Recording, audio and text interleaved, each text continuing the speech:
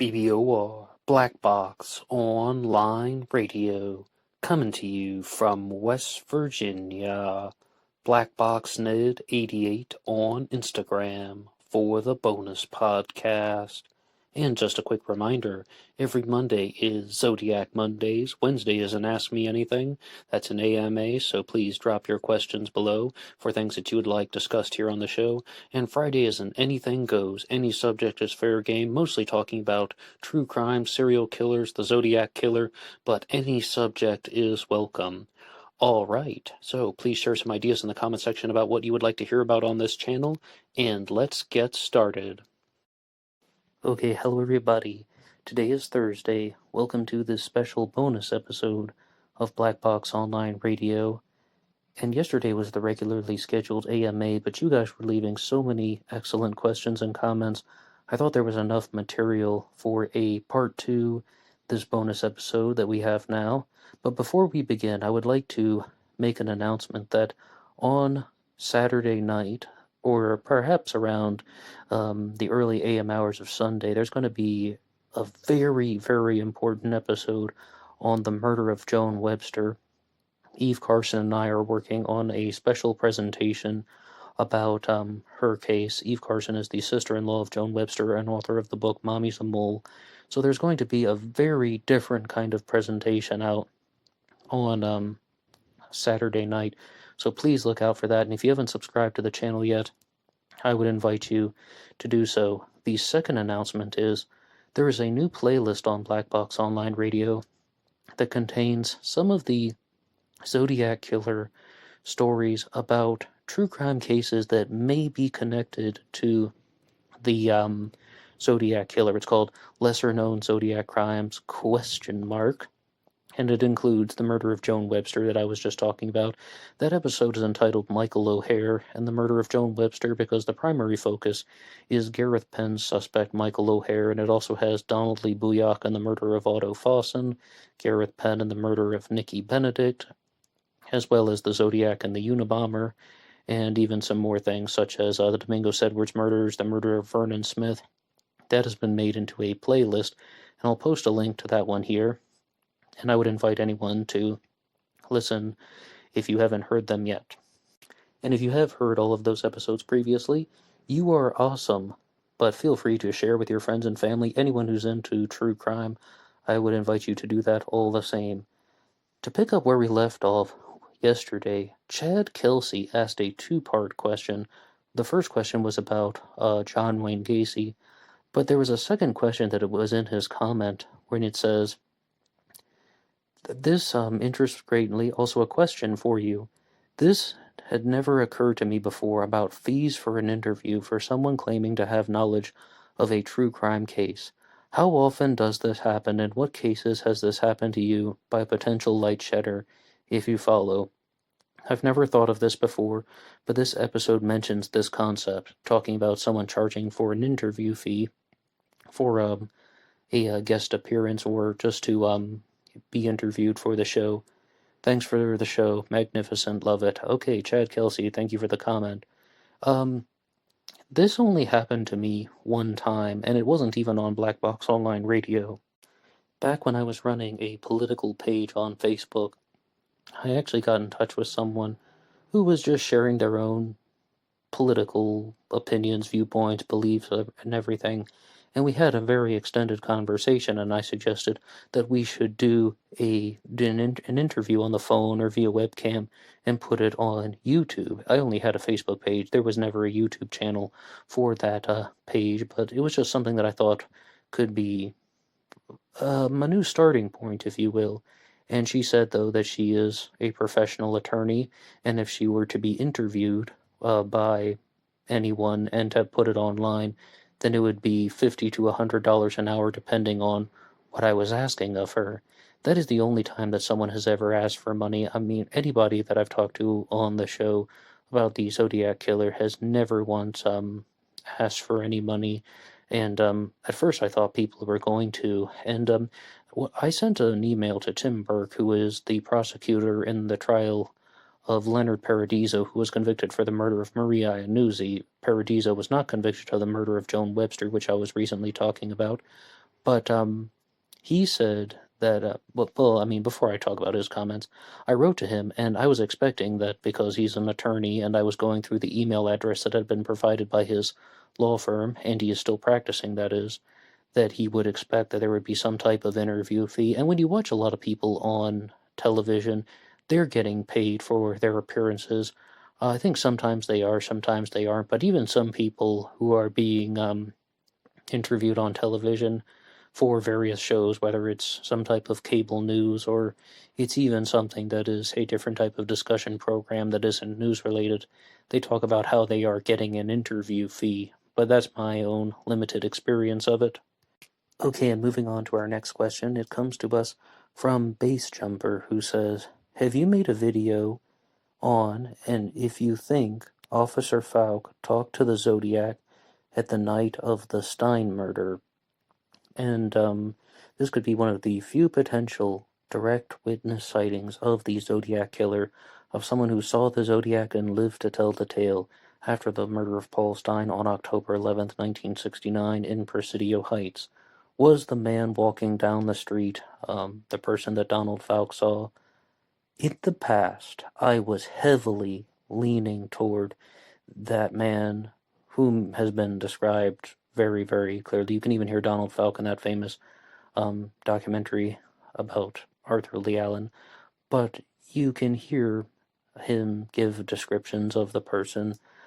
Was that really the Zodiac killer? Do you think that he actually talked to the Zodiac the night of the Stein murder?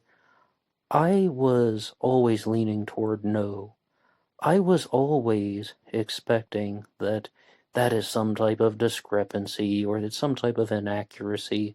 I was doubting all of the things about the composite sketch after the Stein shooting because I just thought that it was a false lead, or that some people had not exactly bungled the investigation, but mistakes had been made along the way.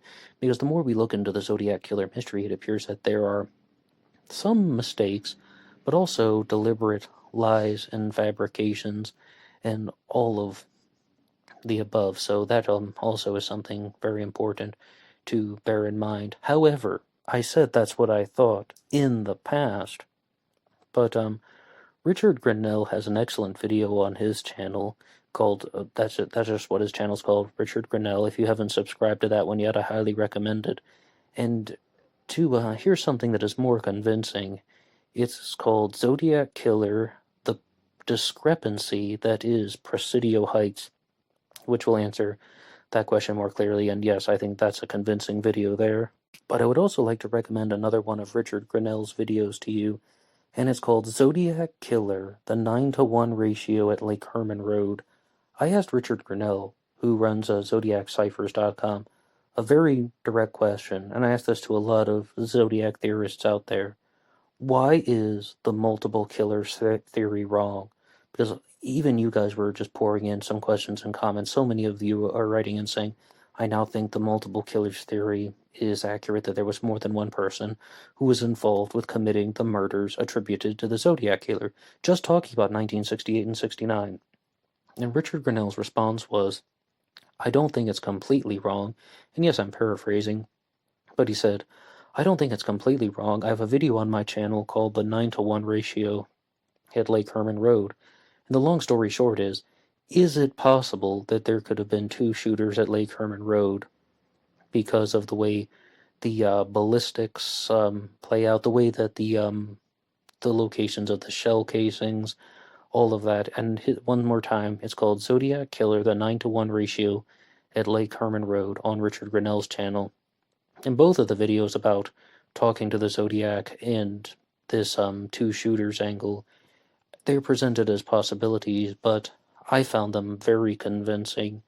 And I mean, it definitely makes sense, because one of the things that I saw on the recreation of the Lake Herman Road murders on the Stones Unturned channel is Thomas Henry Horn tries to persuade us that what happened is, if you can imagine this, David Faraday's car is parked at Lake Herman Road, right? And then a car parks next to him. Like the driver's side of the Zodiac's car would have been facing the passenger side of David's car. then someone exited the passenger side of that car attributed to the Zodiac and then started firing the guns. And that made no sense to me whatsoever. Absolutely not. I was like, even if you think that there are two people involved, someone is going to exit the passenger side of a car facing the water pumping station, walk around, and then start firing a gun. There would be no reason to do that unless there actually is this two shooters angle. I talk a lot about the multiple killers theory. It doesn't mean that I endorse it because, as many other people will provide counter evidence, all of the Zodiac crimes could have been committed by one person. That would include the Lake Herman Road murders, but I think that it was definitely it raises a very strong question. Could there have been a second shooter at Lake Herman Road? Moving on to our next comment and question. This one comes to us from Playtime, and this is done in two parts. Playtime wrote me a very large email, and anybody can write the show, BlackBoxOnlineRadio@AOL.com, and that stuff that Playtime sent in the email might even turn into its own bonus Zodiac Killer episode, but I would like to read this smaller email here that says, I wanted to follow up with this comment. It is because you are honorable. I just want to discover the identity of the Zodiac Killer. Anyways, you're welcome to use anything I send you see fit. Is it really true that nobody knows the identity? Would our intelligence agencies be as impotent as they pretend? The Zodiac Killer was a terrorist after all. Thank you, Playtime. And the reason why I wanted to read off that email is because it is partnered to a question that Playtime asked in the comments section here on Black Box Online Radio, and that was, is there a conspiracy in the Zodiac Killer mystery? And I have two responses to this, and I'll give the more rambling, roundabout way of responding first, and that is, do the intelligence agencies know more than they lead on? Oh yes, absolutely. I never bought the story about how they had this 408 cipher that, ooh, the FBI couldn't do anything with it. Ooh, the naval intelligence code breakers couldn't figure it out. I never bought that. And then all of a sudden, this school teacher and his wife named Donald Jean and Betty Hardin solved the 408 cipher when the FBI couldn't. I expected that that was most likely false, and I ended up reading that in The Myth of the Zodiac Killer by Thomas Henry Horn, which states that I think it was naval intelligence had cracked the 408 cipher, but they didn't go public with it. I'm not sure the exact source of that. I think I remember saying something in the book discussion on The Myth of the Zodiac Killer that had not been cited, but if you can follow that type of thinking, I don't disagree with it. I definitely think they hold things back. Maybe they had solved the 340 before the quote-unquote amateur sleuths did, David, Jarl, and Sam. No, I really do appreciate their work. When I call them amateur sleuths, it's because CNN did when they were featured for their discovery. I mean, the first point is, yes, I do think that they are holding back information. Do they actually know the identity of the Zodiac Killer? I'm not 100% sure, and I wish I had a very clear answer, because look at what happened with the Golden State Killer mystery. They were able to find out who the person was, and he was arrested. And I think that it would be such an important news story for everybody. The investigators, amateur detectives, the mainstream media. That would be an enormous story if they figured out who the Zodiac Killer was. Now, some of the reasons why they would not reveal who the Zodiac Killer was, if they did actually, let's say, for example, some of the authorities had cracked the case. Yeah, if there is some type of police cover-up or CIA operation, it's possible. Okay, I can answer your question. Is there a conspiracy in the Zodiac Killer mystery? It's possible, especially if you're going to encounter what I talked about in the second episode ever of Black Box Online Radio, that when you find conspiracy theories that turn out to be true, the answer is very frequently people have made mistakes. and they use their administrative power to cover it up. I mean, you want to talk conspiracy? 2 or more people hiding the truth, usually for a malicious reason. People made mistakes and they use their power to cover it up. Well, the average Joe doesn't necessarily have a lot of power that we would pay attention to, but people who are in positions at the FBI or the CIA, law enforcement, if they've made mistakes in an investigation, they're going to try and hide those, and it creates an additional layer of confusion. It's highly possible there is a conspiracy in the Zodiac Killer mystery.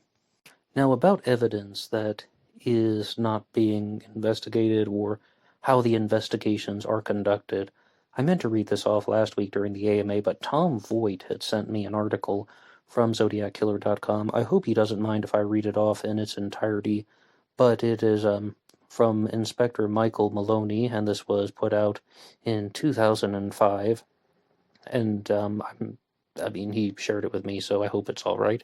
The Zodiac case will not be solved until the current San Francisco Police Department's manager in the homicide section is transferred. Unfortunately, John Hennessy has involved his ego in this case, and he could not tolerate the attention this case brought to the inspectors working on it. He closed it and ordered one of the most informed and capable police officers in the SFPD, Kelly Carroll, to return the case file and never respond to questions about it in the future, from anyone, forever. As long as he is an employee of the SFPD, and since the case is such a complex one, the lieutenant in charge cannot manage it very well, since he knows so little about it. So Hennessy closed it, kind of like sweeping dirt under the rug, and rather than reassign the case to another team, Hennessy put the case to bed after the first significant advancement in 30 years. My partner and I were the first team to apply forensic DNA techniques to the Zodiac case. We were the first team to solve a cold case 25 years old with DNA. We know what we do, and we did it well. We could have torn the case apart with DNA testing, but we were thwarted with all kinds of excuses from Hennessy. Now that I'm retired, I can feel that I put the blame squarely where it belongs, with the case lieutenant. When Hennessy is removed, the case will be opened again. DNA testing will eventually be cheaper. When that happens, the case will become very exciting because enough DNA tests will be made to draw some conclusions, such as, did the same person touch or lick all of the envelopes? And even though if you get DNA on the Zodiac letters and the envelopes, well, think about what we just said. I mean, were there 2 shooters at Lake Herman Road? There are so many mysteries within the Zodiac Killer mystery itself.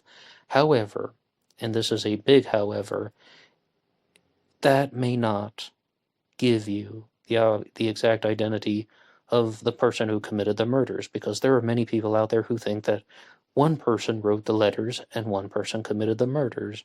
At the very least, it would show you who was an active participant in the crimes, someone who was involved in what appears to be murder conspiracy based on all of the things that have been written in the letters and the ciphers. I like killing people because it's so much fun. And many people do think that there was either a single perpetrator, or even if it's something such as the Lake Herman Road murders had 2 shooters.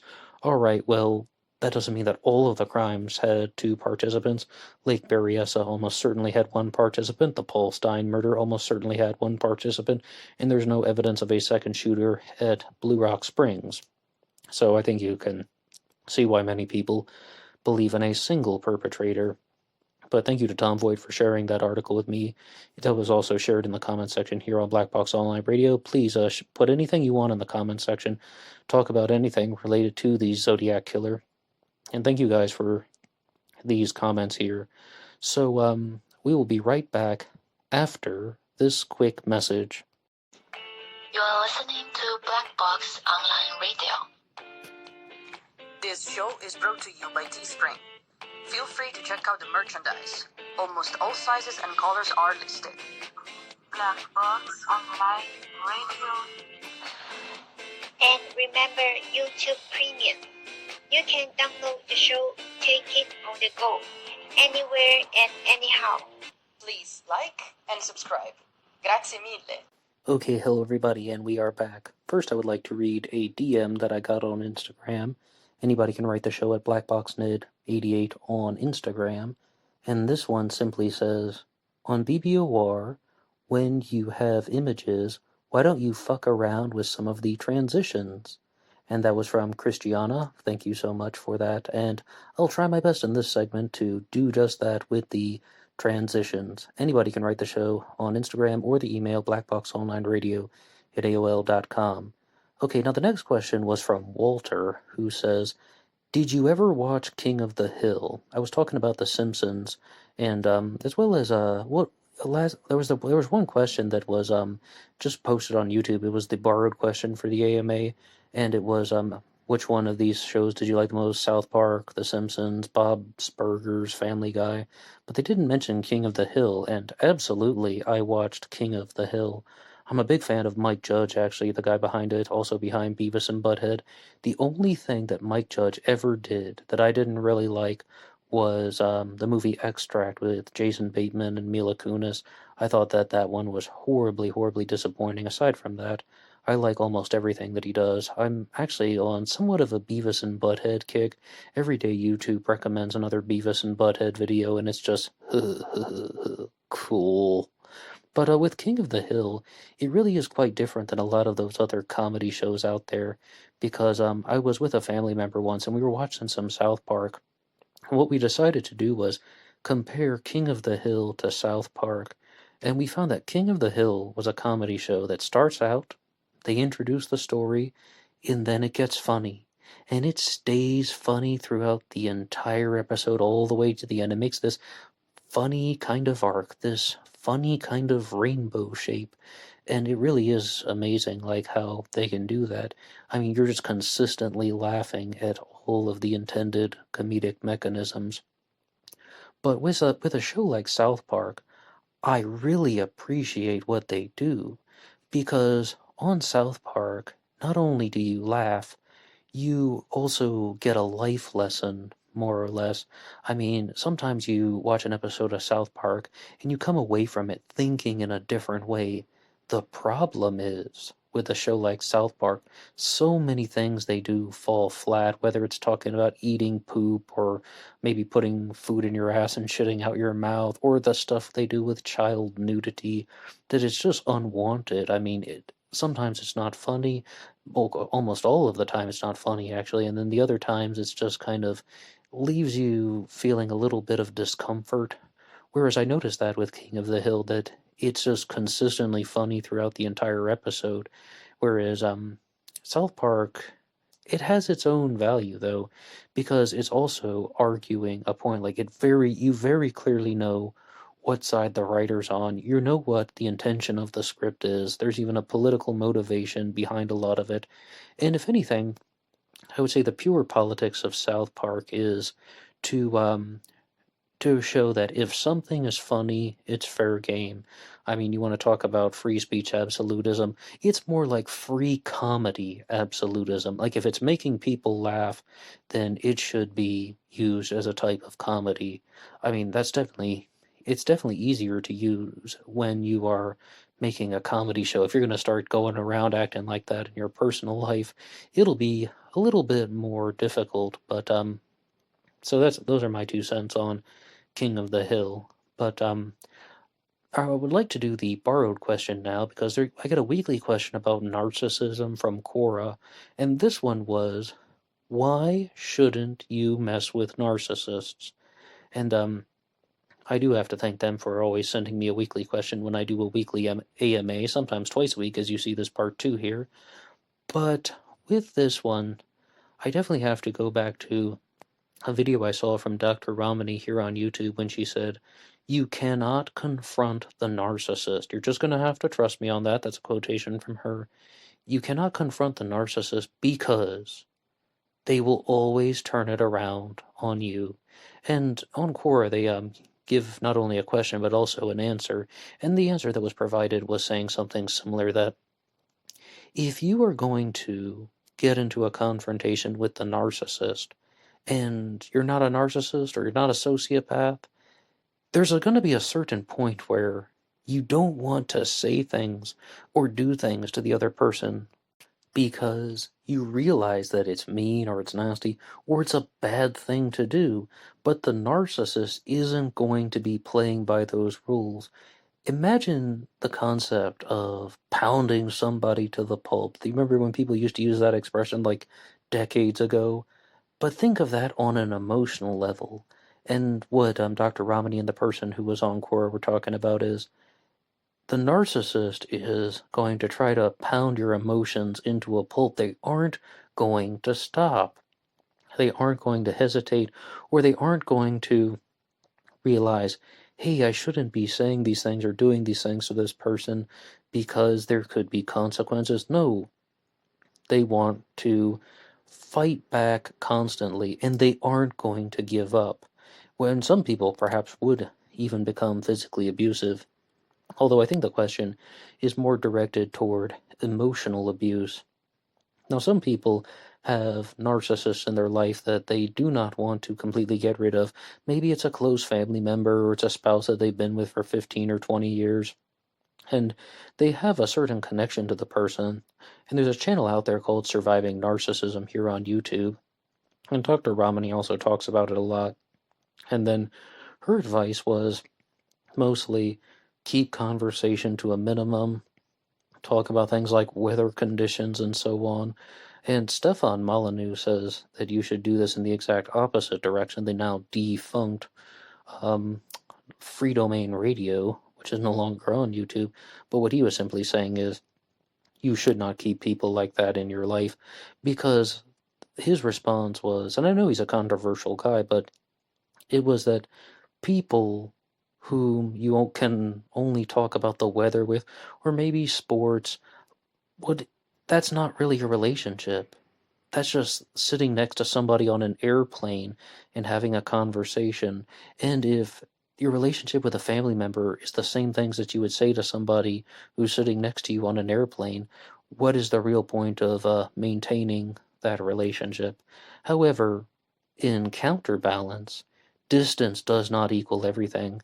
The therapist turned YouTuber Daniel Mackler talked about this when he simply said, distance is not always the answer.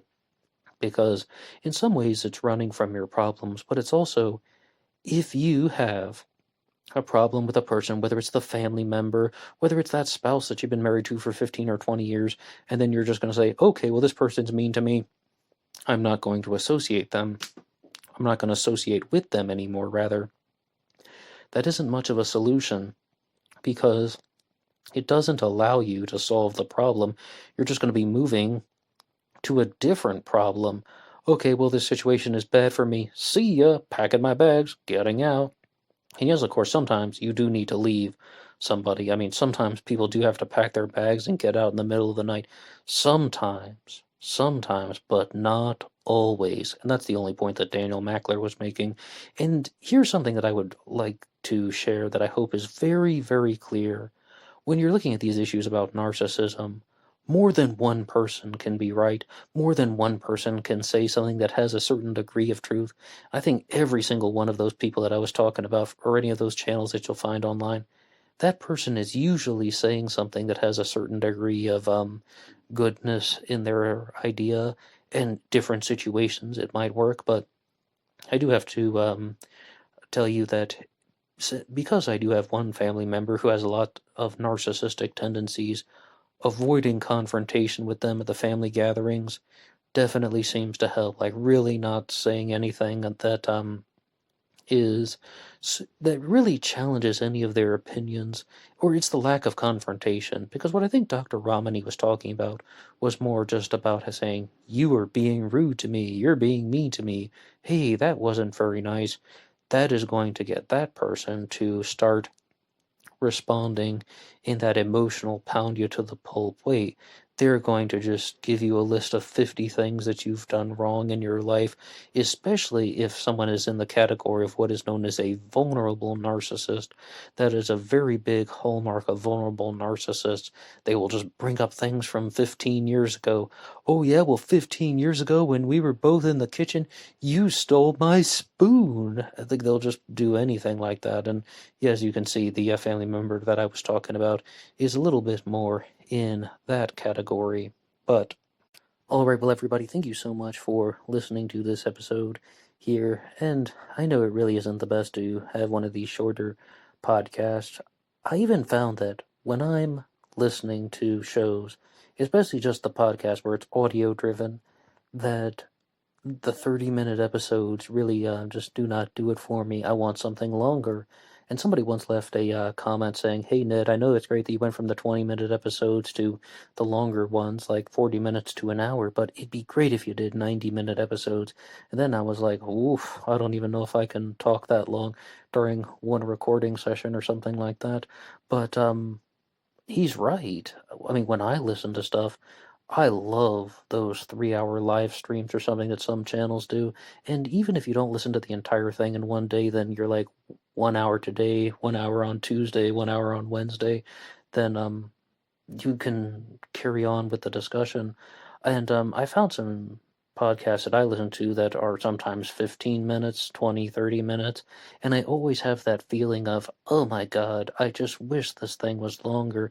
And especially though, with the thing about the 90 minutes is, if you're listening to some people who host a 1 hour show, sometimes by the 45-minute mark, I notice that I'm completely in the zone.